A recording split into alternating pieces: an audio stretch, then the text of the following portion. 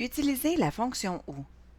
La fonction OU renvoie vrai si l'un de ses arguments a pour résultat vrai et renvoie faux si un de ses arguments a pour résultat faux. Les arguments doivent correspondre à des valeurs logiques telles que vrai ou faux. Si la plage spécifiée ne contient aucune valeur logique, la fonction OU va renvoyer une valeur d'erreur que vous allez voir sous le symbole dièse, le mot valeur et un point d'exclamation. Je vous montre tout de suite comment on fait pour utiliser la fonction OU.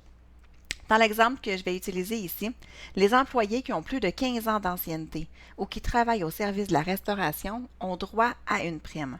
Alors, ce que je vais faire, c'est que je vais utiliser la fonction OU qui va renvoyer la valeur vrai si mes employés ont droit à une prime et la valeur faux si mes employés n'ont pas droit à la prime.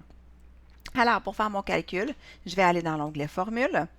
Dans le groupe Bibliothèque de fonctions, je vais aller cliquer sur la flèche Logique et je vais aller sélectionner la fonction OU.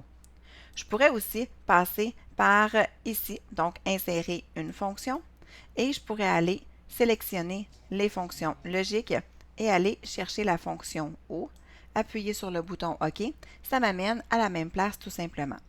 Alors ma première valeur logique, ça va être mon employé qui a plus de 15 ans d'ancienneté. Donc, je vais aller sélectionner ma cellule d'ancienneté. Je vais mettre le symbole plus grand que 15, tout simplement. Ma valeur logique 2 sera le service. Donc, ma cellule de service doit être égale à restauration. Comme ceci, et c'est bien important de mettre le mot entre guillemets. Très important, sinon Excel ne le considérera pas comme une valeur. Et voilà, donc ce sont mes deux valeurs logiques. Je pourrais avoir jusqu'à 255 conditions à tester pour avoir la valeur vrai ou faux. J'en ai besoin que de 2 pour cet exemple-ci.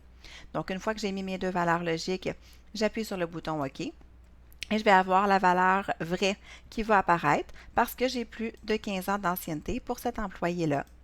Je vais utiliser la recopie incrémentée pour copier ma cellule.